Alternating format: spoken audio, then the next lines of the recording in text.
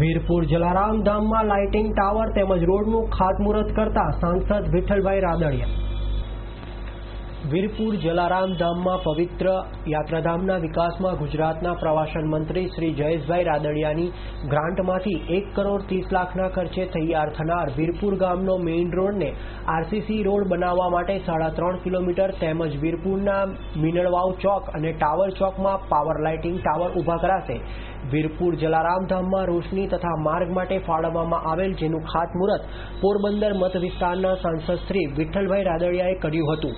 સાથે સાથે વીરપુર જૂથ ખેડૂત સહકારી મંડળીની સાધારણ સભા હોય આ તકે ખેડૂત સહકારી મંડળીના ખાતર ગોડાઉનનું ઉદ્ઘાટન તેમજ લોકાર્પણ પણ વિઠ્ઠલભાઈ રાદડિયાએ કર્યું હતું. આ કાર્યક્રમમાં વીરપુર ખેડૂત સહકારી મંડળીના પ્રમુખ ગોરધનભાઈ ધામેલિયા, ગુજરાત રાજ્ય પછાત વર્ગ વિકાસના ડિરેક્ટર વેલજીભાઈ સરવૈયા, દિનેશભાઈ વઘાસિયા, વીરપુર ગ્રામ પંચાયત સરપંચ નારણભાઈ ઠુંગા, બીકે ડોબરિયા, જનકભાઈ ડોબરિયા, જેસી ધડુક, રાજુભાઈ બારૈયા, ઉકાભાઈ મોરબિયા, ભરતભાઈ ગઢિયા, અભયસિંહભાઈ ડાભી, સંજય વઘાસિયા તેમજ વીરપુર ગામના લોકો અગ્રણીઓ હાજર રહ્યા હતા.